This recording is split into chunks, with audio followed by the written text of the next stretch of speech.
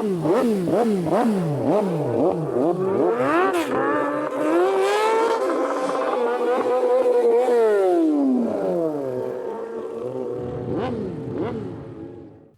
it going, folks? And you're very welcome along to the Motorcycle Hour podcast, brought to you by Clonegale MCC. Before we kick it off, just a massive shout out to our sponsors, Terence Healy Motorcycles. Terence Healy Motorcycles is a one-stop shop for all your motorcycle needs, stocking a large range of quality used motorcycles and also a main Honda dealer for the Midlands. They also offer the latest gear and motorcycle gear and accessories, and Terence Healy's is an approved RSA training centre. So check out their website on thmotorcycles.ie. Also, a massive thanks to motorcycletraining.ie for sponsoring the podcast. For all your motorcycle training requirements for IBT or any pre-test requirements, check out motorcycletraining.ie. Before we kick it off, we do also want to mention that this podcast is intended for an audience of 18 years and older. So just remember this when deciding where and when you listen.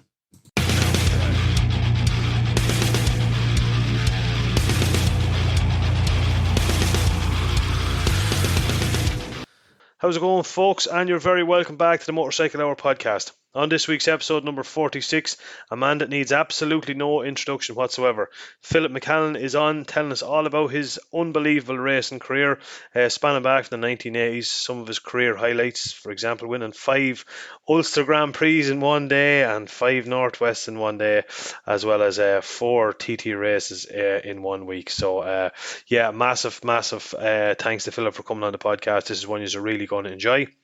Before we kick it off, we did get a message in during the week, and I have to give a massive happy birthday to Fergie Dalton from Rat Coffee, who celebrated his 85th birthday and apparently still rides his Gixxer 1000. So to be riding a Gixxer 1000 at 85 years of age, you're definitely doing something right. So happy birthday, Fergie, from all the guys here at the Motorcycle Hour podcast. And keep doing what you're doing. Another thing I do want to mention before we leave you with Phil McCallum is we have organised a fundraising run for Kevin Keys Racing. Kevin's obviously taking on the British Superbikes now in October. He's heading over to Alton Park, and he also has some big plans for some road racing next year. So we decided to get together, put our heads together with Kildare Biker Spins and Meets, and we're organising a fundraising run which is aimed for the 11th of October. Now we'll have the full details on everything in the coming days, so keep an eye out on our social medias, and all the details will be there. Anybody that wants anything talked about or to talk about anything on the podcast, or any shout outs or any information on anything discussed on the podcast, you can of course get us on any of our social medias, Facebook, TikTok, Instagram, or of course via our email address. So get in touch if you want that mentioned. Okay, without further ado, we'll bring you over to the one and only Phillip McCallen. Folks, I can't quite believe I'm saying this, but I have to give a massive welcome to Phillip McCallen, the godfather of road racing. Welcome to the Motorcycle Hour podcast. How are you keeping? I'm doing well, thank you. You know, the Godfather, we've had the classic bike festival over the weekend, and we were talking about the real Godfather, Joey Dunlop, you know. Yeah. So, but Joey's not with us anymore, so no, absolutely. I would gladly accept that title. Anything in the shoes of Joey, you're doing well. Yeah, absolutely.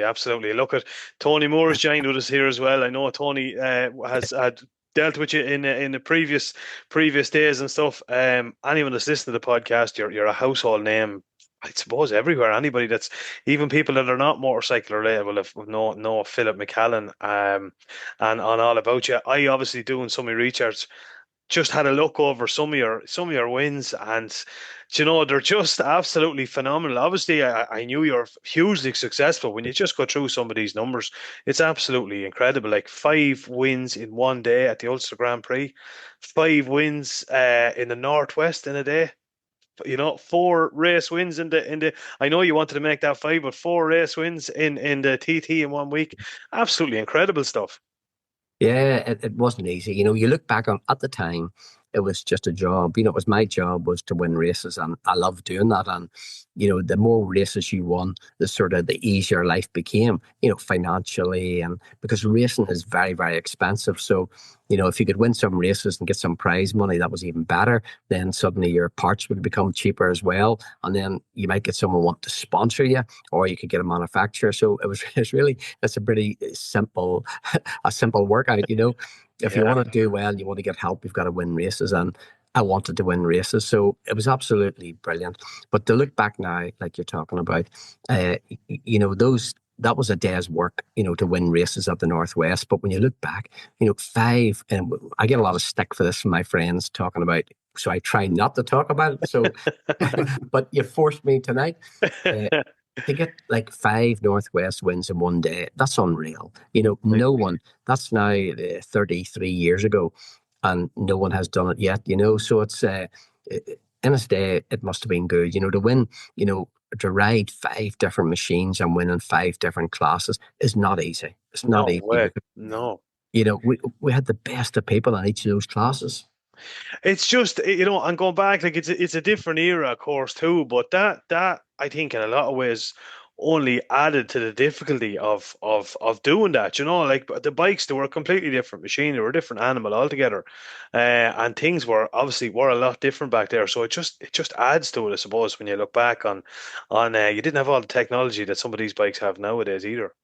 No, we had to just like you've got dynos now and all sorts of measuring equipment, electronics for suspension, which is all brilliant because the world moves on and that's where it is, you know, today. But back then, you know, we every road race, you know, obviously road races are only once a year, so you can't practice them every week.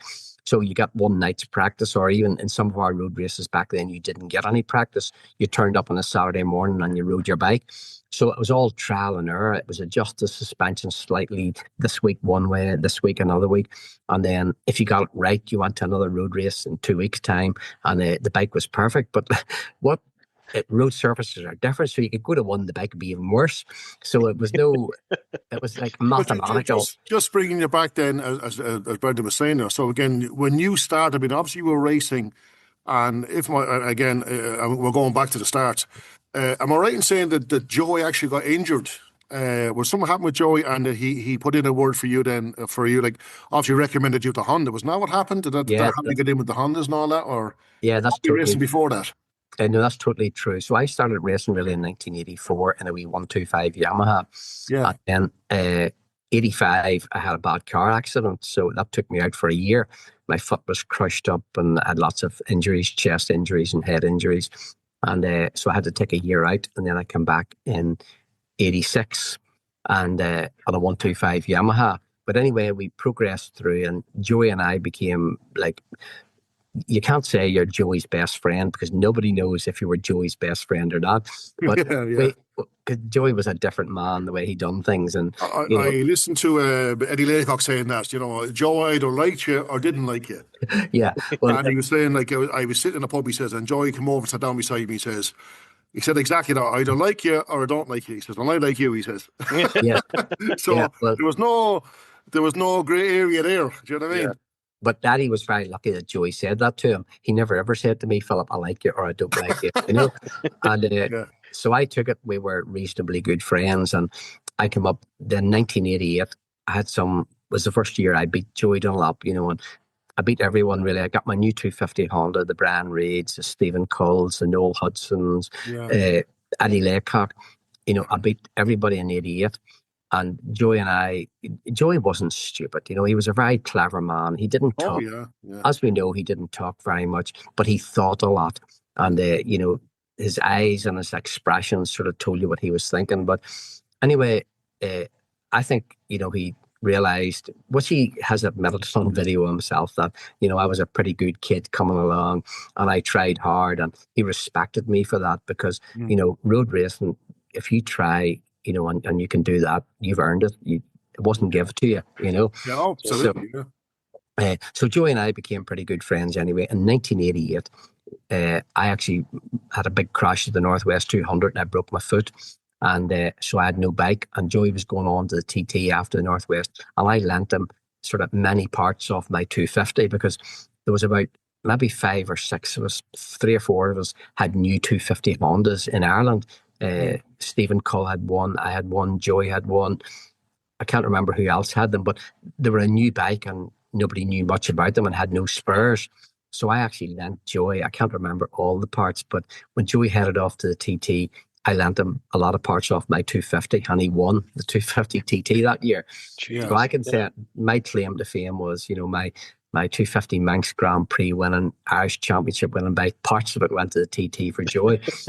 And so I think that sort of cemented our relationship a bit. But Joey didn't sit down and talk about relationships. He would sit down and he would talk about what he wanted. If he wanted to tell you something, he would tell you, or he would look at your face and you would look at him, and his eyes would maybe tell you something, And but that was Joey. So anyway, we got on good. In 1989, then I actually was offered in 1988. I was a double Manx Grand Prix winner. I was at that time I was the only newcomer ever to win 2 races in a week, and I busted the lap record in both races by about 7 miles an hour. Was that was on an RC30, was it? No, that was on my RS 250 Honda. Oh, the RS, oh yeah. 88. I just rode 125s, 250s, and 350s then. Yeah. Really, it should have been a treble win because I was fit to win, obviously, in those paces, but my 350 in the lightweight in the junior race, the flipping clutch burnt out of it in the first lap. So I didn't get a chance. So only for that, I probably, hopefully, would have been the only newcomer ever to win 3 Manxes in a week. 2 was good, but I was greedy. I wanted 3. And my pace, proved I was fit to do it. But no matter, we didn't get it. So anyway, then, Bob McMillan from Honda was in the Isle of Man for the Manx that time. And he approached me to say he would love me to ride for them next year. Yeah. So I think this is great that Honda has came along. I didn't go to them. They came to me and said, we would like you to ride for us next year. That's very good. So we had some communication in the early part of winter. At this time, I'd been offered a ride by Kawasaki as well because, they'd seen this young mad Irishman who was basically winning everything in the roads. I was a newcomer, but I had 7, I think between road racing, short circuit champions, Irish and Ulster, had 7 championships that year between 3 bikes. Right. I had won all the road races there was. I had lap records everywhere. And like I say, the TT, for instance, Stephen Cull went to the TT and he won the 250 race. But the race after that, when we came back home, was Scary's. And, I beat Steve and I smashed the lap record. So obviously, it was looking good, but I didn't see that at the time or didn't think that because I was just doing a job. I was riding bikes, and the more races I could win, the easier financially it became, Yeah. And but what happened then in the winter time? Honda called me back. I can't remember it was a face meeting or a telephone meeting, and it says, "Look, Philip, we're sorry, we can't help you this year." Now, nothing was ever in writing, but it was just a verbal. Yeah. That was enough for me. Us Irishmen, we take stuff as verbal. When you shake your hand, you nod, and you say that's your commitment. As not as in the world, not everyone thinks like that or works like that. They can go back on things. But anyway, Honda went back and said, "Look, Philip, we're really sorry, we can't back you this year." And I go, "What?"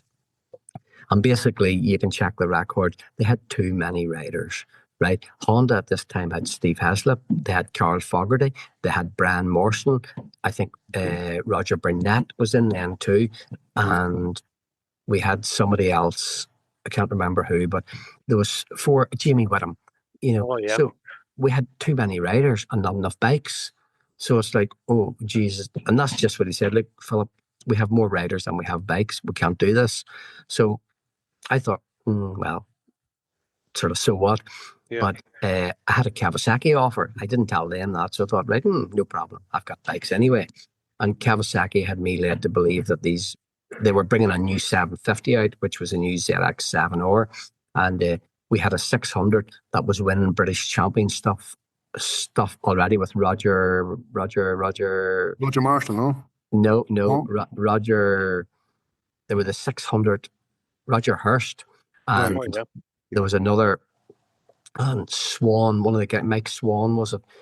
They were winning on 600s for Kawasaki in the UK. So the 600 was good.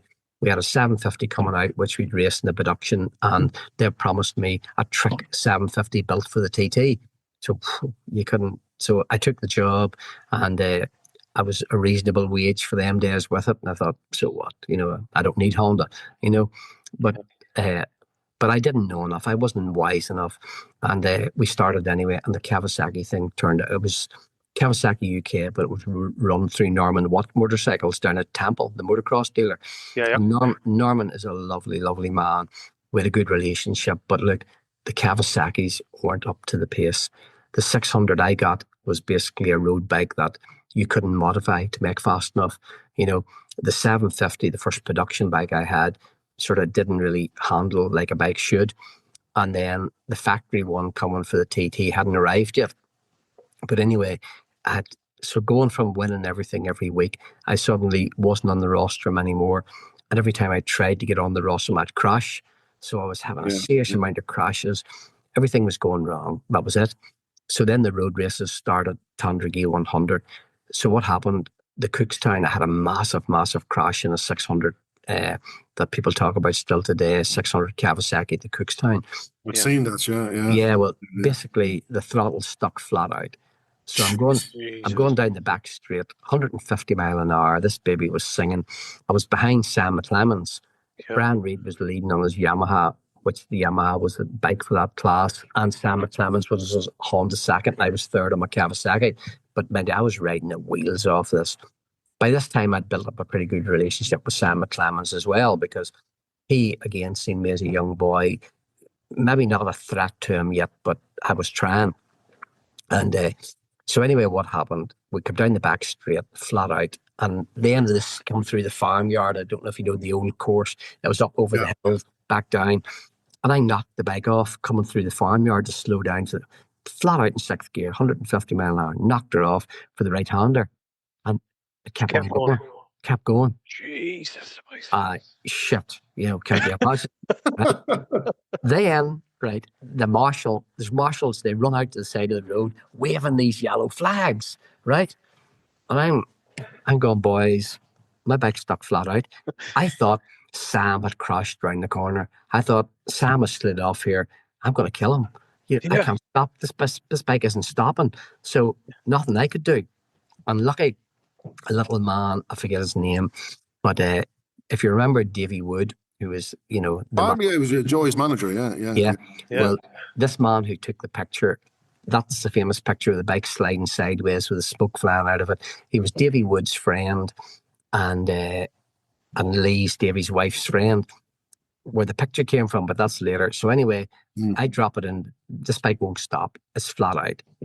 I do everything. You even see in the picture, I pulled the clutch in, of the brake on trying to stop it. This baby won't stop, Yeah. And I thought, right, I got to slow down a little bit, but I thought, right, I'm going to tip it into this right-hander. I have no choice, do I? So I tip it in, and the bike starts to slide sideways. So I think I'm good, don't I? So this thing's sliding sideways. You see the picture, the smoke flying out of it. I actually think I'm holding it. You know what I mean? And I was for a certain amount of time. I was holding this thing sideways to 150. Next thing doesn't catch, right? Oh my God. And fires me right through the hedge, right down into the field. And I remember sort of waking up or something, not knowing where I was, a bit dizzy, all the rest, and going and looking for my bike. I remember getting up and looking for my bike. Where is it? And then later on, I watched these people wheeling it across a field, which there's a picture of, Yeah. So what happened was it was going flat out down there, and the conrod broke on it. It broke a conrod, probably from high revs. The conrod then churned the bottom out of the crankcases, which cut a nice big hole in the crankcases. And of course, the oil all dumps out. It dumps onto the exhaust, and then it runs onto the back wheel. That's where all the smoke was coming from, Jesus. But so that's not too bad. But the real trouble was when the piston went up, it broke the valves and fired them back into the carburetors. So in the olden days, there's a linkage across four carburetors. So a valve goes back in and holds the linkage. The wide open. So that's why she wouldn't stop. She was sucking full fuel in, and That was it. You know, Jesus Christ. There was no stopping her. there was no stopping her. Not even me could stop that baby, you know. Jesus Christ. So I wake up and anyway, I walk back to the pits thinking, shit, we're in trouble now, you know. Yeah. That was my racing over for that day. But then Monday morning, I'm on to Kawasaki and I'm going berserk. Because this was a road bike modified by us, not professionals in Northern Ireland, you know. Yeah. So it goes, boys, we can't keep us up. I'm not competitive. I'm not anything. So they sent me over a new 600. And it was a British SPAC super stock or 600 super sport, whatever. Yeah. And the next time I rode that the next week was Tandragee 100, 2 weeks later. I was also beat up. I didn't break any bones, but there was well beat all over. You can imagine 150 mile an hour flat. Absolutely. How you didn't break bones? I can't believe you walked away from it. Like, Jesus Christ. And so anyway, the next week was the Tandragee 100, and I've got my new 600. I had my 750, but I don't remember much about riding it. But I also had a 250. So really, I had a full fleet of bikes. So I had a KR1 250. That was a road bike. KR1S. Well, what I had from Japan, in Japan, they raced those bikes with the Hondas and Suzukis and all. And I had a KR1S with a full race Formula 3 kit. So that was been pistons and conrods and crankshafts, every single bit you could get. Yeah. Right. So my 250, I had it, and I was allowed to race it in the 250 class. But really, it was just a road bike modified. Now, I was getting in the top 6, top 5 in the road races, but don't forget the year before I'd been winning these and smashing lap records. Yeah. And, it was only a road bike modified. And again, I crashed that quite a few times, riding the wheels off it, thinking I should be winning here. But it was only a road bike modified. That was my 250. My 600 was my super sport. And then my 750 at this stage was still a production bike because the truck Formula 1 had never arrived yet from Japan. Yeah. And so I rode that to Tandragee. I can't remember. I think at 250 I maybe had a fourth. The 750, I don't know what happened in it.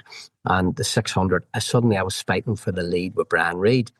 And we didn't get the gearing spot on, but I thought, right, here, we're here. This bike's now competitive. I can win once we just fine tune a few things. So I went home from the Tandragee pretty happy with a second place in that 600 race. Off we go northwest next.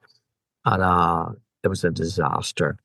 So I'm coming down into Portrush to Metropole on the 750 Kawasaki, this latest ZX7R, and the thing wouldn't handle, right? So I was actually going from curb to curb right across the road and out the back. But I thought, well, look, we'll just ride it harder. We'll get over this. My 600 was nearly up there somewhere in the pace. My 250 obviously wasn't. And next thing I was called into the clerk of the course, Billy Nutt. And Billy says, Philip, how you doing? I'm doing well, He goes, how's your 750 going? I goes, not too bad, He goes, well, you'll not be racing it. Oh. I goes, no, I will. He goes, no, you won't. I goes, oh, well. He goes, you won't.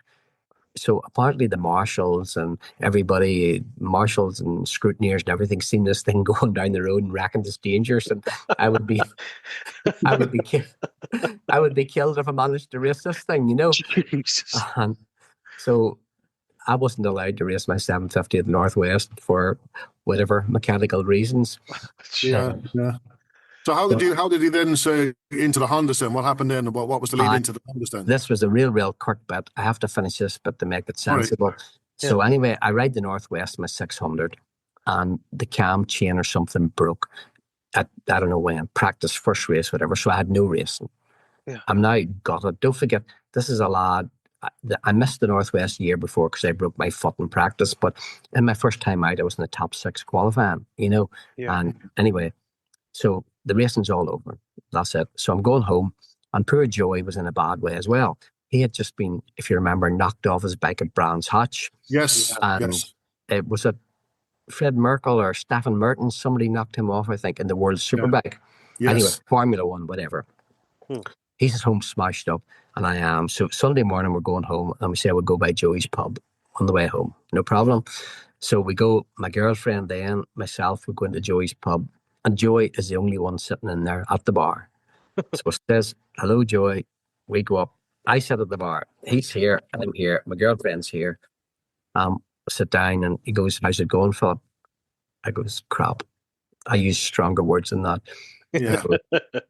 My blah blah blah 600 blew up, 750 doesn't handle. He goes, "I know you're having a hard time." I goes, "I'm having a hard time." He goes, "You know what?" He says, "You should be riding my bikes." And I goes, I nearly choked. I nearly fell over. I turned around and looked at my girlfriend. She looked at me. We looked at him. Those heads were going like this. Hmm. I goes, "Sorry, what'd you say?" He says, "Yeah, you should be riding my bikes." Mm. And I'm going, "Jesus, are you sure?" So we talk a minute or two more, and I goes, "Well, how do we make this happen?" You know, Yeah. He goes, "Well, I speak to Bob McMillan. I speak to Honda Monday morning, and we'll see how we go from there." So Yeah. anyway, Joey rang them up Monday morning and give them permission to give me his bikes. I ring Honda up and they say, "Right, fine, that's brilliant, Philip. We'd love to have you on board, all the rest, but don't forget you've got a Kawasaki contract." Oh, jeez. Yeah. Oh, the spanner in the works. Spanner in the works. Yeah. So go, Jesus. I thought, right, I better think this one out. I goes, "Boys, don't worry about that. I'll sort that out." They go, "Well, you better. And you've got 10 days to do it, because this was Monday morning and we were leaving the Friday fortnight to go to the TT, Yeah. Wow. We go, right. So anyway, I had a very good solicitor, We won't go into names or details. Yeah. Yeah. Yeah. But she was a lady solicitor who was very, very good. And Tuesday morning, my girlfriend actually at that time was a legal secretary. So Nice. my Yeah. girlfriend worked in the solicitor. So I had all the inside stuff to make this work. And she gets the best ladder in the world off to Kawasaki, And really, the bikes weren't competitive. Everything that was in the contract wasn't working. Yeah. So she put it all together. And by Friday, we got a letter back from Kawasaki releasing me from the contract. Oh, happy days. So, of course, I give Honda a copy of that. And that was the start of our relationship with Honda. Jeez. What a decent thing for Joey Dunlop to do, though, to be fair. Do you know what I mean? Like, Yeah. not everyone in that situation would do the same thing because, I presume it'll be always in the back of your mind, well, geez, this lad's going to, could this lad outshine me now, or will I ever get them back? Or, it was Well, I something think, as we know, Joey was pretty badly injured then. I can't remember all his injuries, but they were pretty bad. So he probably didn't think he'd be back, too quick either. He was helping a young Irish lad, a young boy who he'd raced with every week, Yeah. So what happened then? Joey had a trick Formula One coming for the TT, the latest spec one. That bike went to Hizzy, and then Hizzy's RC30 went to me, and then I had a new 600, Joey's 250, and Joey's 125. So there I was off to the TT with new Joey's 125, Joey's 250, my own 600, and Steve Hislop 750. So the pressure was on. Yeah, absolutely, yeah. And then, so that what year are we talking there? That was 89, was it? 89. 1989, yeah. That was your first time then to ride the NC, was it? You hadn't? First time ever. Well, the year before, at the end of the year before, a great man who Winston McAdoo. So Winston McAdoo. That's McAdoo Racing, is it? McAdoo Racing, yeah. Yeah. He had bought an RC30, which was going to be the bike, and Winston had given me a ride. I think it was at Kyrgyzstan on his RC30. But that's all I'd really ever done. I rode an RC30 at Kyrgyzstan. I can't remember, and I'd have to check up on my 750 Kawasaki. I can't really remember racing it anywhere much, or I can't remember. I need to check. But basically, I'd never raced a 750 before this. So my first F1 TT was on a 750 RC30 that I'd never seen in my life before or rode. Yeah. It's And that was a huge step up then. Like that, I think I heard you saying before, that was one of the biggest moments of like transitions in power for you to go, holy shit, this thing is unbelievable. Like, yeah, well, you're right. It was holy shit. All right. First time I went down Bray Hill, I was obviously I was a good 250 rider and 350 and 125, but a 750, this thing's the most like powerful thing in the world then. And I thought, how am I ever going to stop this? How am I going to work out how to stop this? How am I going to work out anything? So I remember going down Bray Hill, the first lap, 1989, shitting myself, thinking, what's going to happen? Like, don't forget, I'd only ever done the Manx Grand Prix in '88, so now I'm on an F1 bike, his old bike, to try and go down Bray Hill. Oh. Yeah. Oh, yeah. So I remember when I hit the bottom of it, I thought, oh my God. And then there was lots of hard times because trying to get that bike right, because of course some of my opposition was trying to give me advice what to do and what not to do. And one guy told me, no, you need to put loads of rebound damping on the rear shock because of the power of these things, and which is shit now, but I didn't know at the time. Goes like, with the power of these bikes, you need plenty of rebound damping because it'll go down, it'll come back too quick and all this sort of stuff. And I was pretty clever with suspension and all because, Maggie, I'm an engineer by trade. I'm a stainless steel aluminium fabricator, a mechanical engineer. That's my real trade for 12 years. So I understand things. Yeah. But anyway, so I goes down Bray Hill with this compression damping full on the rear shock of my RC30. Well, when it goes down, doesn't it stick down? It can't get back up again. So I'm now going up Aggo's Leap, but this back shock fully absorbed, stuck down, and this front wheel trying to get in the air. So it goes everywhere. So I think I was about maybe the second lap or third lap, whatever. So I think I'm going to be killed riding this thing. So there was definitely some working out to do. So that week would have been the toughest week in my life, trying to ride an RC30, work out how it works out. I'm a 250, 125, 250 and 600. So it was tough. It was tough. So the results weren't where they should have been, but it was tough. But it didn't matter. Honda didn't care because don't forget that Foggy there, that Hizzy there, that Brian Morrison there, and they had Roger Burnett there. So they didn't need me. You know, there was other riders as well. So they'd done right. They did tell me, look, just ride around and get used to it because they had enough other people to win who did win, you know? Yeah. But it's in fairness, you know, like it was a relationship that lasted, you know, a long time after that with yourself and Honda. But just going back to that, like obviously you grew up, you're Portadown, I think, is where you grew up, kind of farming. You grew up doing a bit of farming and you had a post office and stuff like that. Yes. And then go ahead. Yeah, and then you obviously you had a passion for bikes at a young age. You used to race bicycles, I believe, from a young age. Yes, I love two wheels. You know, we were farmers really because my granddad Jamie, he had a big farm up in Balnock, and then in Laurel Vale, a little town, we had the shop. So there we had the grocery shop, the post office, the grocery, the post office, and the butchers. So from a young lad, I've been learning how to cut meat and cut vegetables and do everything. Yeah. And then we had a couple of milk trucks and a grocery van. You remember the grocery vans from years ago? Yeah, I do, actually, yeah. So from 5 years old, I was brought up weighing potatoes and working out tea and sugar. And then I would be delivering. I was sort of 5 years old when I started delivering milk, you know, carrying milk bottles. And then I got a little bit older. I went in the grocery van a few times. But yeah, so it was really, we were just brought up country boys where you worked. It was all I knew. But there was no other members of the family that were into motorbike racing. Like, had you anyone to, you know, lean on for a bit of advice back in the early stages? Like nothing, nobody. And I only really learned out later. You know, my father died. My father died of multiple sclerosis when I was only 9. You know, so I was very young, and I had 2 brothers. So he died and left my mom with 3 of us to look after. Yeah. But it was only later years that I learned my dad had a motorbike, and he had a sort of a motorcycle crash where he became blind in one eye. You know, my dad was a joiner, a carpenter. He was, you know, and. So, but it was only in later years I found out my dad loved bikes and that. But really, there was nobody in our house. But like when I was, 10, 11, I loved push bikes. I started to race push bikes. So from when I was 11, 12 until I was 15, 16, I used to race push bikes. So I just loved 2 wheels and going as fast as I could. You were fairly good at it too, I believe.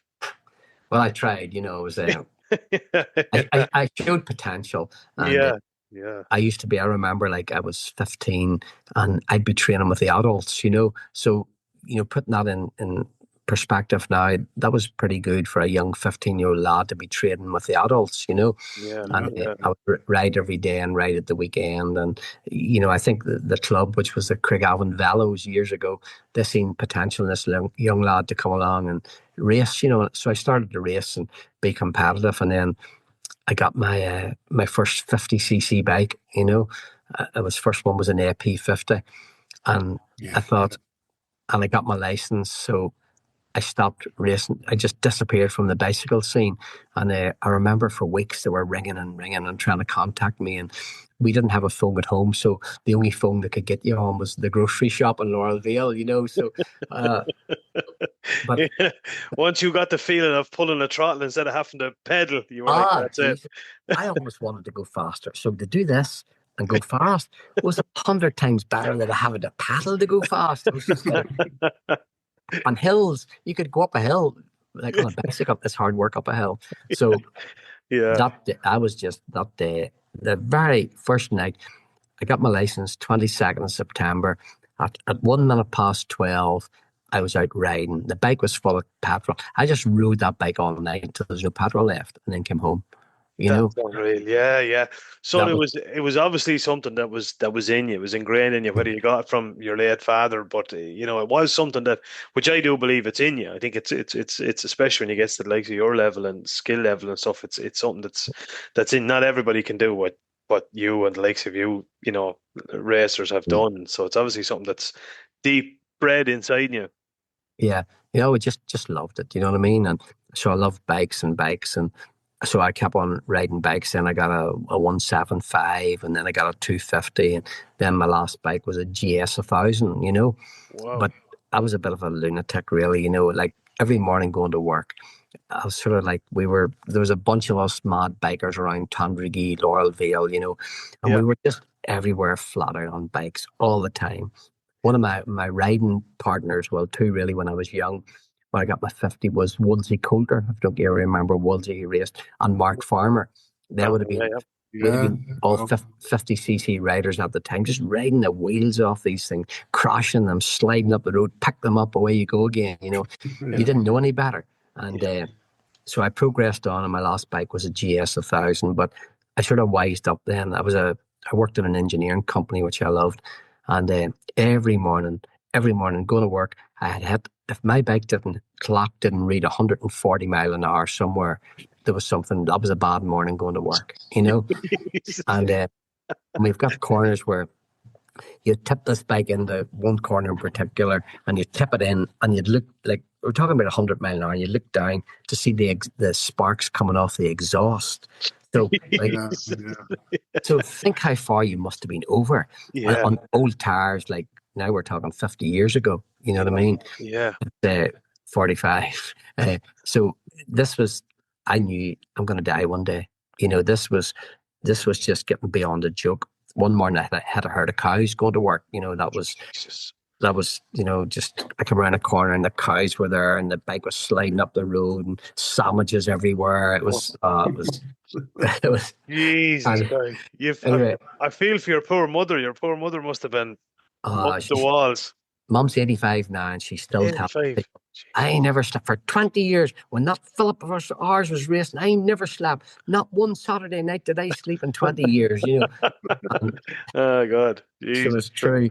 But so anyway, I thought, right, I've got to stop this because this was getting beyond a joke. In the wet, I'd be like, in the snow, we'd be racing cars. In the wet, I'd be like, I'd be just sliding this thing sideways in the wet, passing cars on the main road, bzzz, just to spin, then flick it the other way. It was like, Jesus it was.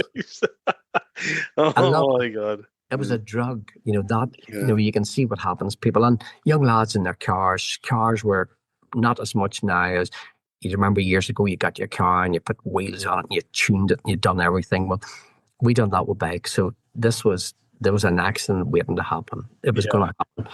Yeah. So there's another beautiful one. Well, we won't go into that one where the postman went straight through the hedge trying to miss me. It was like, but. Oh, go deep into it. the little postman. So I'm going to work one morning and I come down the road and there's a place called Burke's who sells Ford tractors, and there used to be a beautiful humpback bridge. Well, you could do that one at 100 mile an hour, you know. Yeah. So I come up, the bike's straight up in the air like this, but there's a left-hand corner after it. It was the worst then. Yeah. So I would put this thing up, tip it over like this, and go round the left-hand at 100 mile an hour in the back wheel. You know, no problem. No bother. This was every day I go to work, no problem. Yeah. So wasn't Posty coming the other way, right? There was a bit of a sort of a rule, really, that the farmers and their cows, they would go early in the morning. That's how I hit the herd of cows. They would be away for, like, I'd leave for work at 8 in the morning, but at 7:30, the local farmer would have his cows. And it was all timed out beautiful, that the roads were clear for me at 8 o'clock in the morning. Yeah. What happened to farmer, quickly, we'll go back to the Posty. So what happened to him was he got caught by the milkman. You know, the milkman that comes in the tanker to collect the milk. Aye. So the farmer, he was caught by the milkman talking for half an hour, right? So 7:30, he was caught talking to 8 o'clock. He then brings the cows up the road at 8 o'clock because he's late. And who's coming down the road with this nutter McCallen on his back? It was going to be a crash, wasn't it? You know, Yeah, absolutely, 100%. Yeah. timing was out of sync. So that's what happened about the cows. Yeah. So anyway, that was, you know, a year before this. We're now getting it all right, and everybody knows it was just a clear road, flat out. So anyway, I come over the bridge. She's up on the back wheel, and Posty is just right in the middle of the right-hand kink. Oh, jeez. I watch his face, right? I watch it so clear because I'm sitting smiling. My bike's right up. I'm looking down on him, and Posty's looking up at the underside of this GS 1000 coming like this with 4 pipes hanging out of it.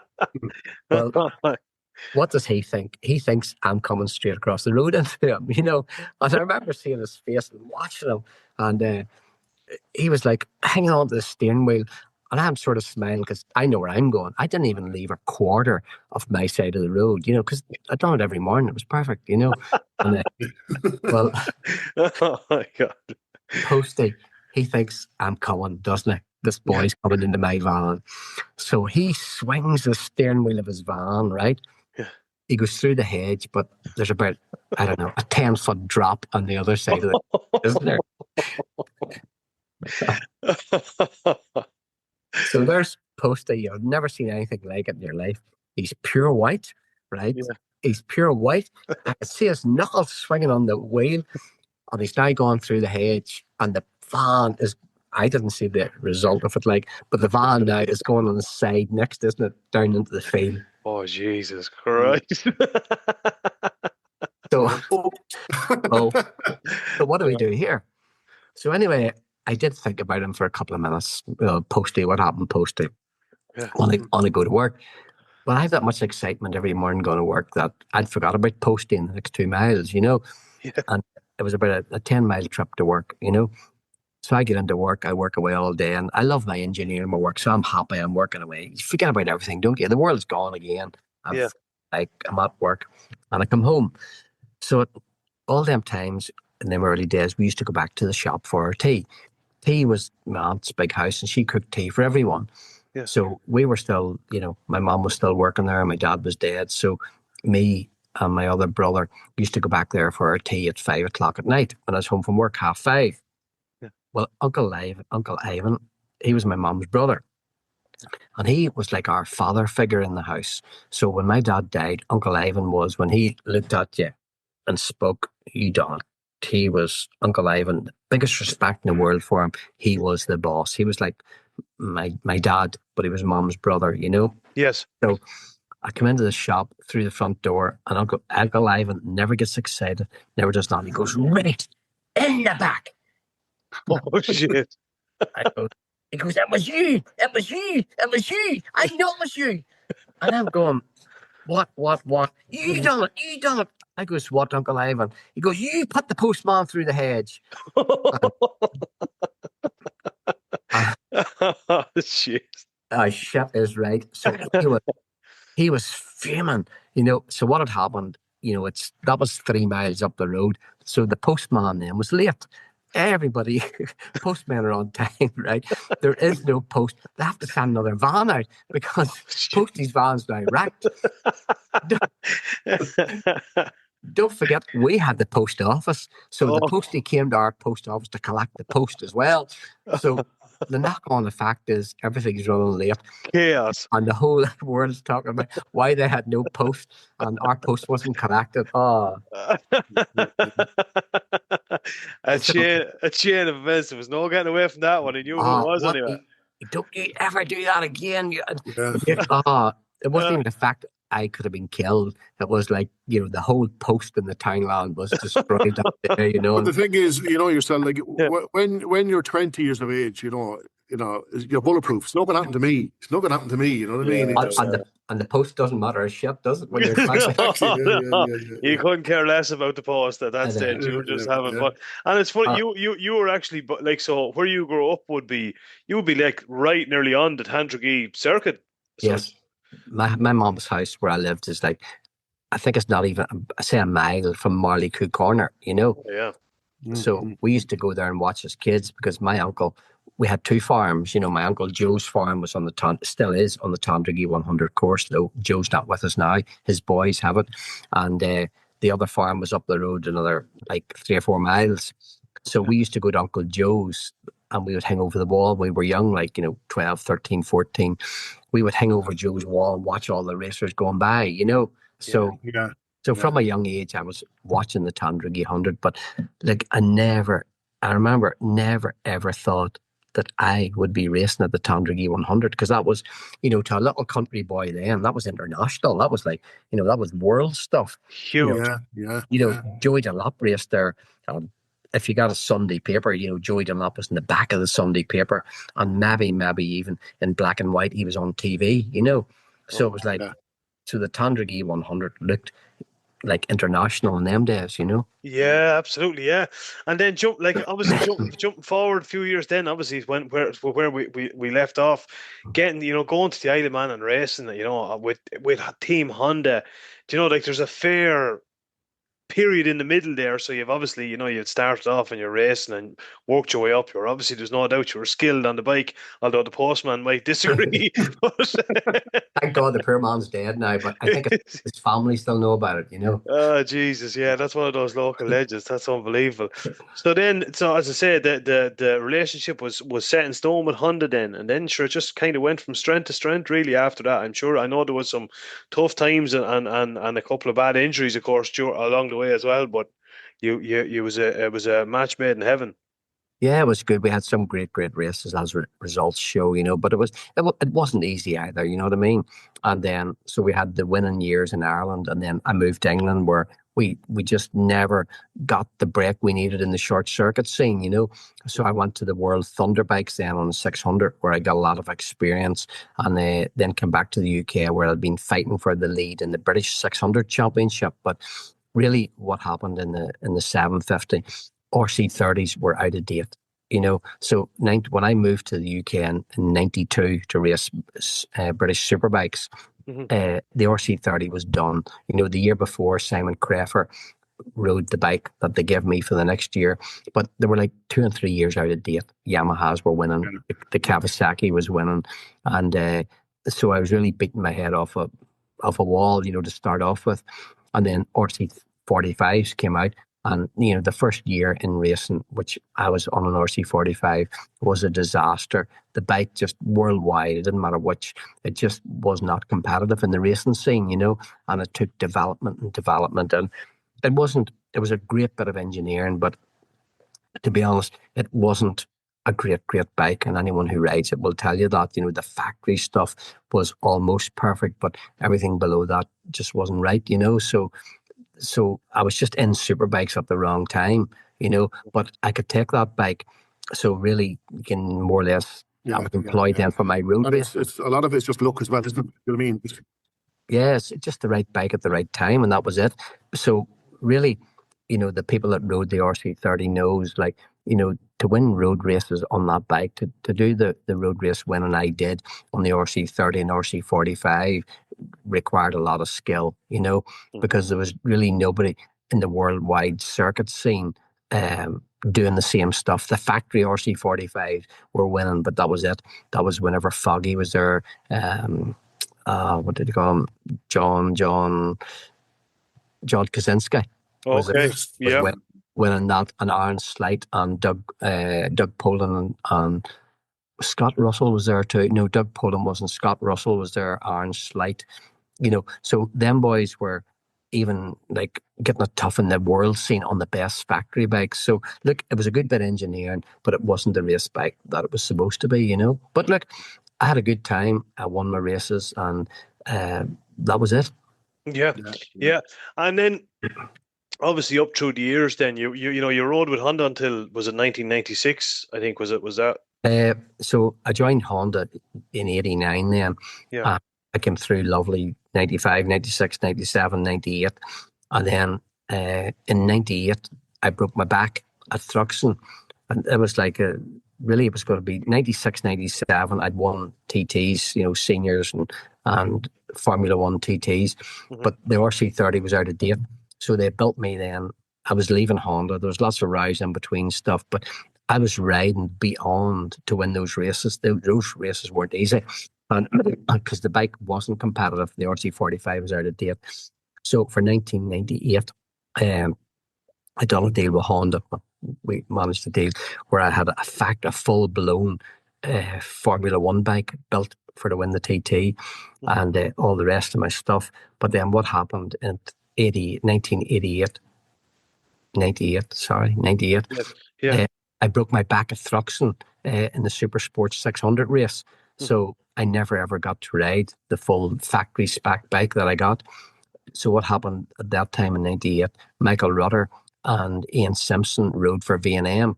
Well, V&M fell out with Honda. So basically what happened, it's a long story, but there was two riders with no bikes, Michael Rutter and Ian Simpson, because V&M was gone. And there was a rider, McCallen, had all the bikes. So I had a broken back. I'm now in hospital after Thruxton. And I had all my bikes. So we done a deal with Honda that Simpson and Rutter would ride my bikes and I would manage the team when I got out of hospital. So we had a great time. We won Northwest, we won TTs.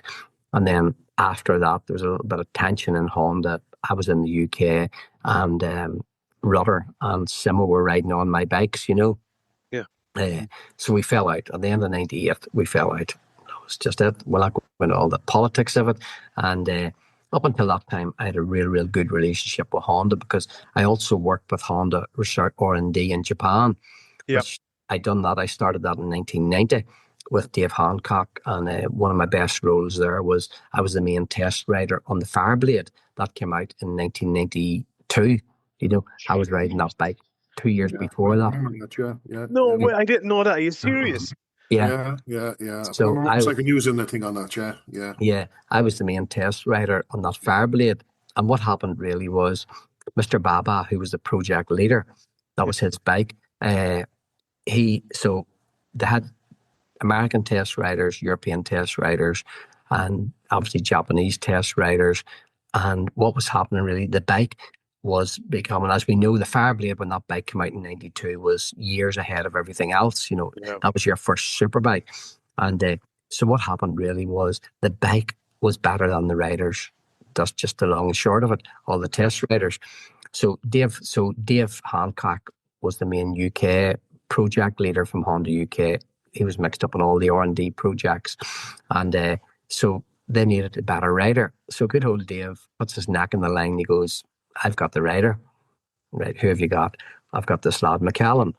So I hadn't won a TT since then, but I'd won up in 90, I'd won everything else.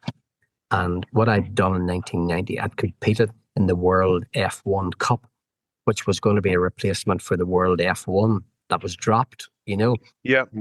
I was riding that for Honda. That was my job, really, was to ride road races in the world scene when Joey Dunlop was going to stop, But anyway, so Dave says, I've got the boy for it, McCallen. He rides TTs, he rides Northwest, he's a winner, and he understands mechanical things. So he invited me to go to, I think the first test we done was in Assen. So I go there and I see this Fireblade. Now, it looked nothing like today's because it was a grubby looking aluminium scruffy frame and these black dirty fairings on it, because all the testing, that testing done at Assen was the most secretive in the world because they had security right round there. This was like, don't forget, this was the bike that was going to recreate superbikes in the world and it's Honda's top project. Yeah. So we had it in Europe. That's the first place I rode it, at Aston. And so we had, when I went there, I was invited with my nice clean gear, all my stuff. And there was about, I don't know, 6 or 8 40-foot trucks full of spurs, bikes, everything. And when we were testing for the whole day, there was security right round the whole place to keep, pressing all away from it. I didn't realize that then, but that's what it was all about. And we also had the opposition bikes. We had, whatever Suzuki was the opposition, whatever Yamaha was the opposition. Kawasaki didn't have one. So we had all the bikes that was the opposition to what the Fireblade was going to be. Yeah. And that was my first time working with a Honda R&D in Japan and on that bike. And then I won't bore you with the whole story of it all, but it became a world famous bike. And yeah. I continued working with Honda R&D right through to 1998. So I had a really good relationship with them. Yeah. And that was why also, we're all over the place here, but that was why when the production race came back to the TT in 1996 and I was on a Fireblade, I had to win that. Because don't forget, I'm the boy that developed this Fireblade 4 years before that. Yeah. No pressure there, so you couldn't really blame. Yeah, absolutely, yeah. So you can see why I didn't have a choice than to win that first production TT in 96 on the Fireblade. Yeah. And I was on the line, and Mr. Baba was there, and we're sitting ready to go. And he goes, Philip San. I goes, yeah, Mr. Baba.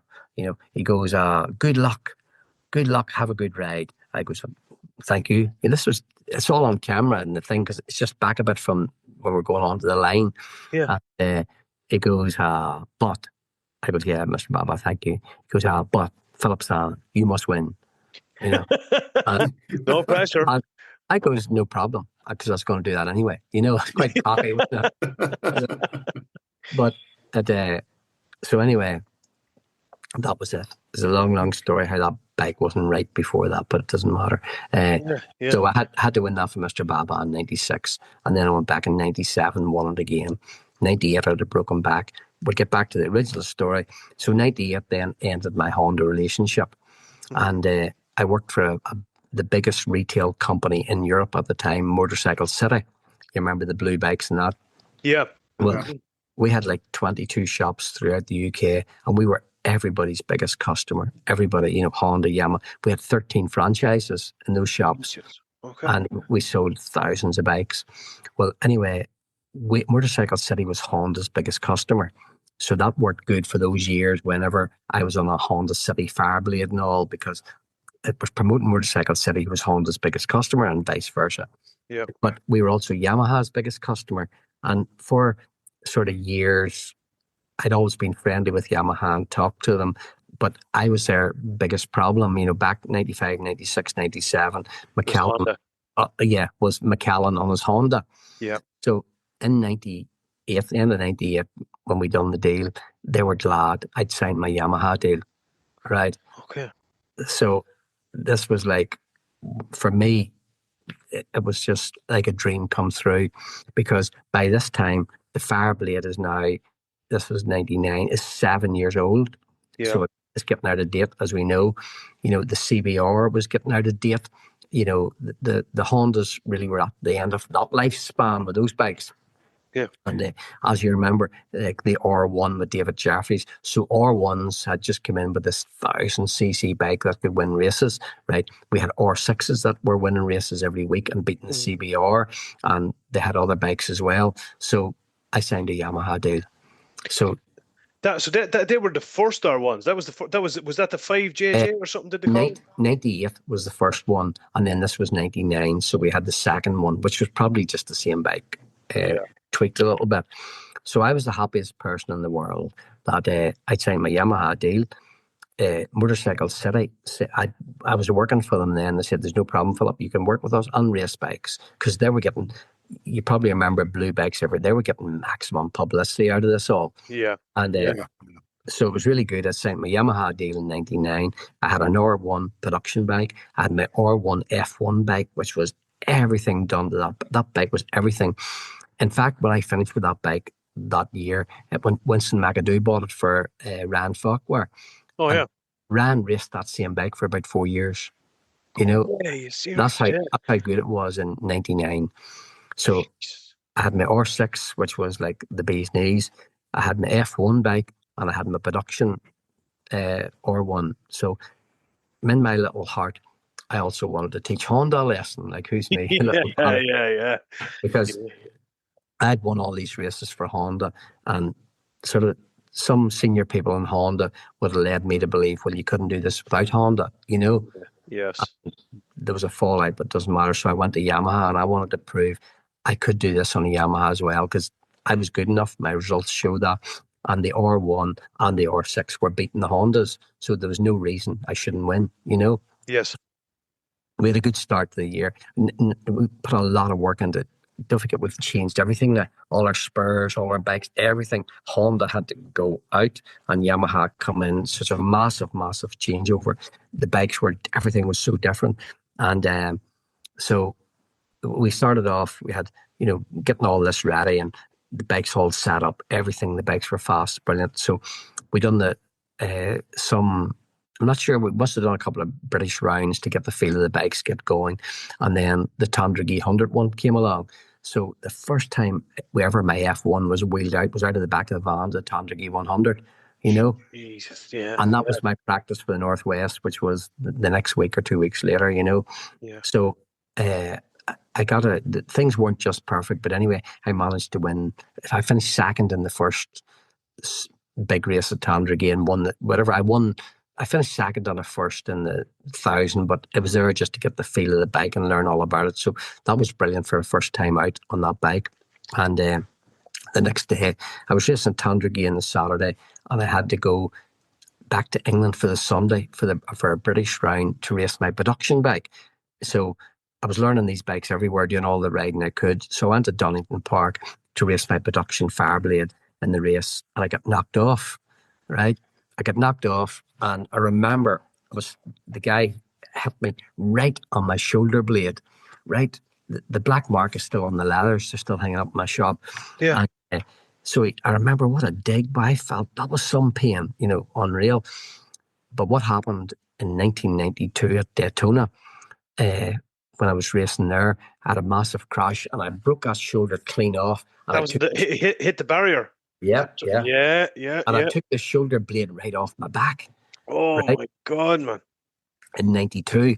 And it never really had recovered right since that, But saying that 92, after that, 6 weeks later, I came back and I won 5 Northwests and I went on to win 2 TTs. So wasn't too bad. But anyway, this was painful, but you forget about it and keep going. And in the first race on the Saturday at the Northwest, the shoulder blade popped right off my back. Oh my God, that pain. So what had happened, whenever that boy had hit me in the back, he'd hit the shoulder blade. I just moved it enough to loosen the muscles again. Yeah. And so in the first race, whatever it was at the Northwest, on my Yamahas, it's just, the pain was unreal. So I was talking to good old Fred McCallen, and we didn't know it had popped off then, but actually I felt it because I was coming down the Metropole and there was this bang, like a stone hit you right in the thing. Yeah. I thought, Jesus, that's sore, and it was sore and something wasn't working right, but I didn't know what it was. At that, then on the brakes, what had happened, that's where the shoulder blade had just ripped the muscles and popped off, So I raced the rest of that Northwest that day. Fred gave me I just go back to that point there. You raced the rest of it that day with your shoulder blade popped off. Yeah. They don't make them like they used to. I had a few painkillers to get it right, and I think I had some morphine injection, whatever. But it was legal because Fred McSorley done it legal to keep me. So I raced the rest of the day. I don't think I had any wins at seconds and thirds, but that was absolutely brilliant for me with one hand because I had only one arm working. So to finish second and third at the Northwest with one arm working is pretty good, Yep.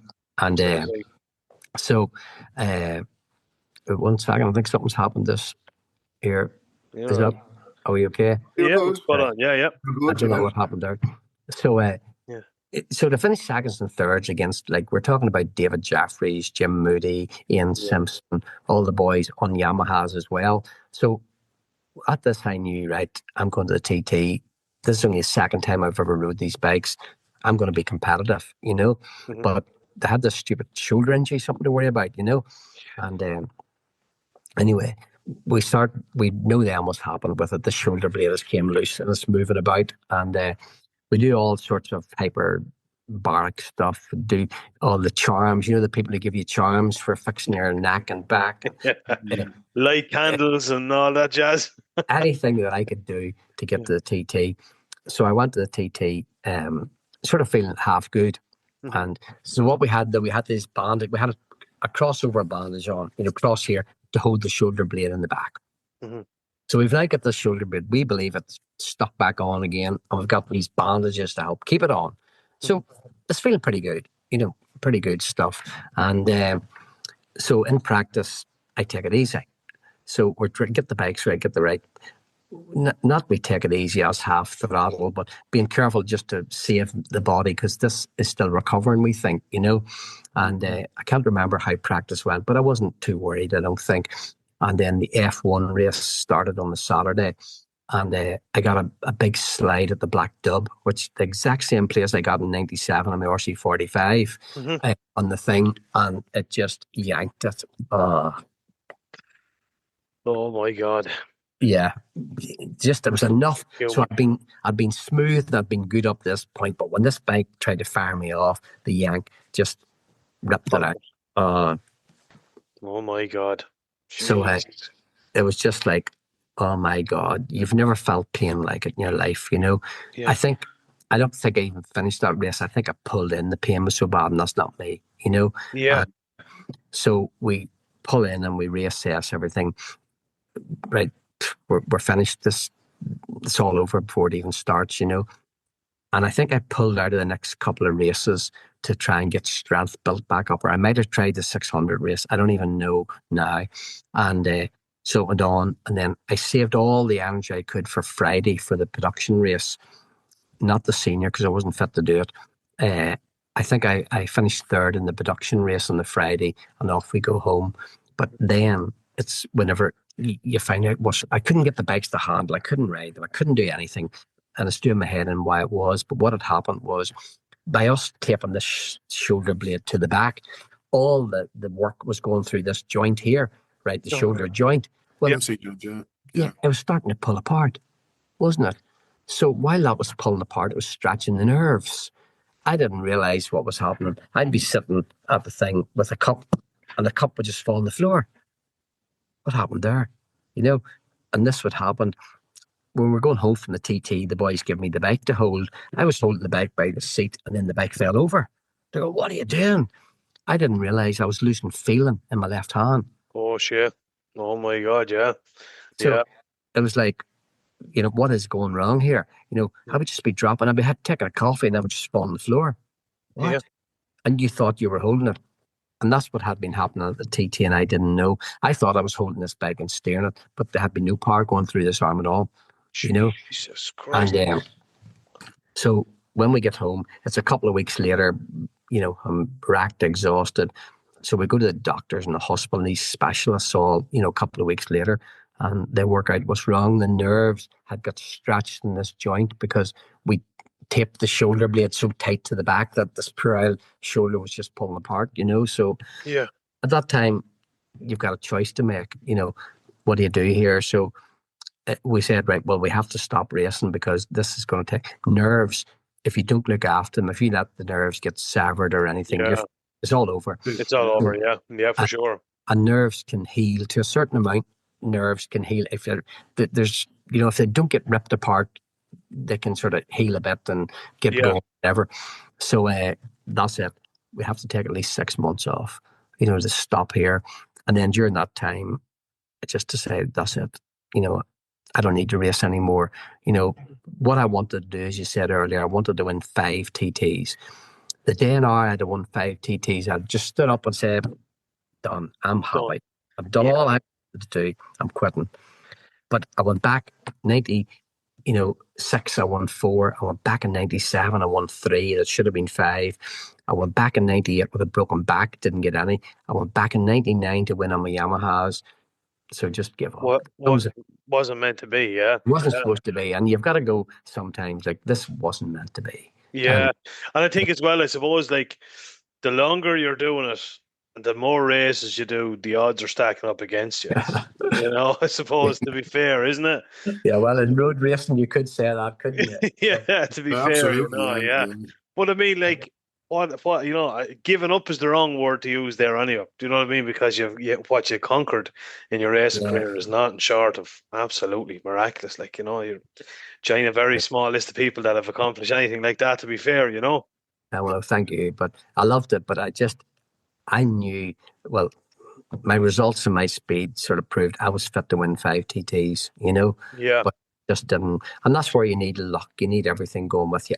You could have the best skill in the world and everything, but you just need a wee bit of luck as well. Absolutely, Yeah. absolutely, and I'm And sure, I'm sure, had the shoulder have held in place, and there wasn't the issue. There was, it was there to be proven that it was Philip McCallen. It wasn't the bike. It was the rider. yeah, No, to be fair, I think there's nobody'd be disputing that. So that was kind of it. That was it wrapped up as regards to racing yeah, career. So that must have been a serious bit of to try a lifestyle change, I suppose, to flip it around. Like, obviously, I know you've been still involved in biking, hugely, but not actually racing. That must have been a big, I think I'm very, very lucky also, and I'll say that, right. I'm lucky to be alive. I'm lucky to be here. I'm lucky to, 1 second, boys. right. Yeah, Little, no problem. a low power button's coming up there, a button saying, uh, Okay. Yeah. Yeah. Yeah. with that many gadgets here, I don't know what that low power was on, but uh, Nice. it was I'm very, very lucky. I've had a great career and I loved it, and I'm still walking, talking, and got all my arms and legs. Yeah. So, and it was sort of easier than most people would have, because by this time I'm working for Motorcycle City. I'm a general manager there in after sales.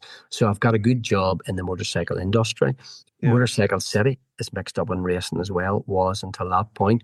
I had a good relationship with the Honda people that was left that I had a relationship with. Yeah. And also what I'd started to do was a little bit of media work. I always tried to work with the TV boys and the radio boys while I was racing, pretty good. So they then sort of invited me to come along and start, working on the media end of stuff, the TV and radio. Mm. And then I ended up also, which I still do to today, I am working for the tourist board in the Isle of Man.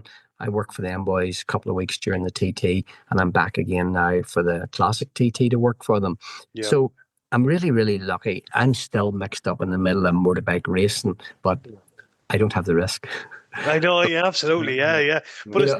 nice. It must be nice though to be able to look back on a career of road racing that you've had and still be part of it in a different way, but still to be a part of it.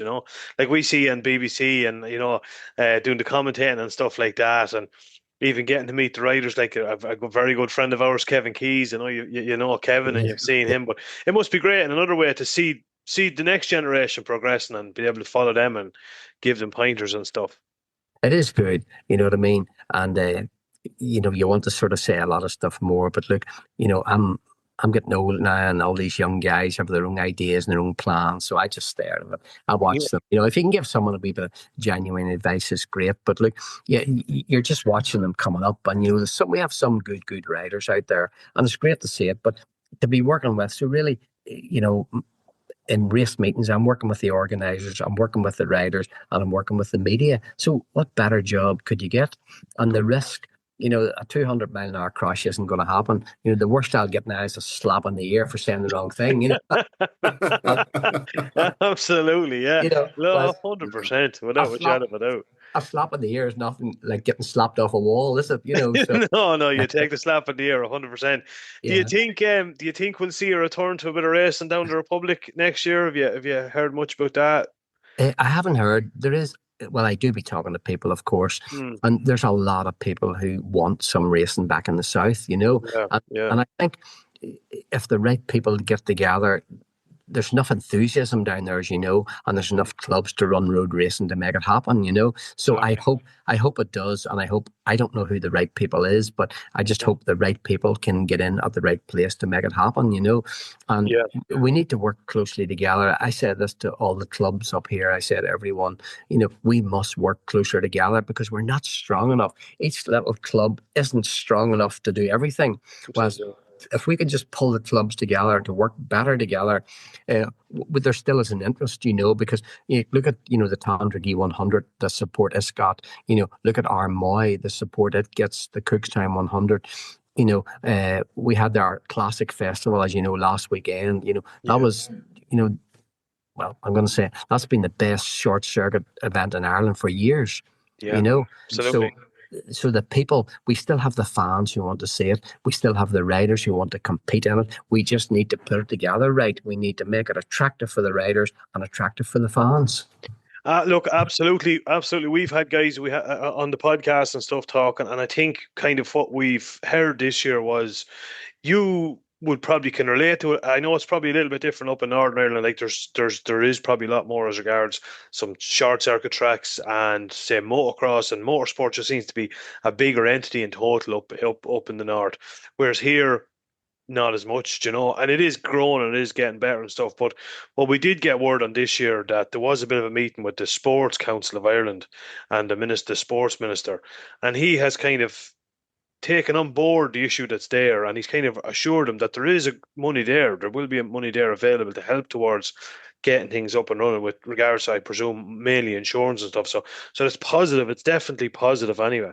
And look, we hopefully, we're all down here, fingers crossed, that we can get to like say the days back where we're up in Skerries, we're in Kells, or we're in Walterstown. That's what we all really want at the end of the day.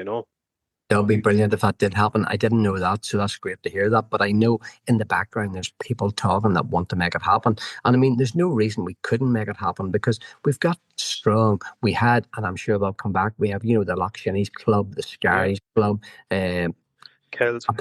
Kells. I forgot about those boys. Yeah, If I forgot about anyone, please forgive me. But we have the clubs that can do it. Like we have the roads down there that can do it, and we've got Mandela Park. That's a brilliant short circuit. Mm-hmm. So Yeah, if we would just work together, we need to work together hand in hand. And I know that from running our event last week, we need to work with each other because we need the support. There's just each club isn't big enough to do that all by itself. So if we get together, we can help each other, share facilities, share equipment, share everything, and make it a little bit more cost effective. Because last week, I'm on a bit of a rant here, but we had many the people at our event, we had many English teams, English riders over.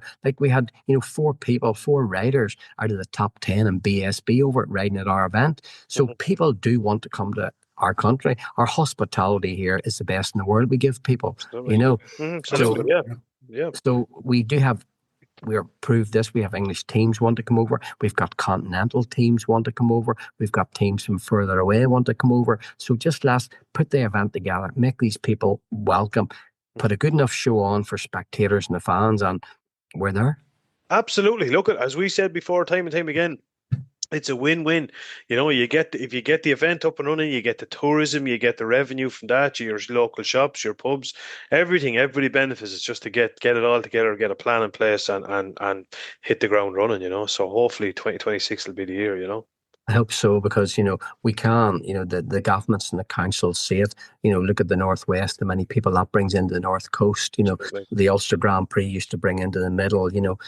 We've brought a lot of people last week to Downpatrick.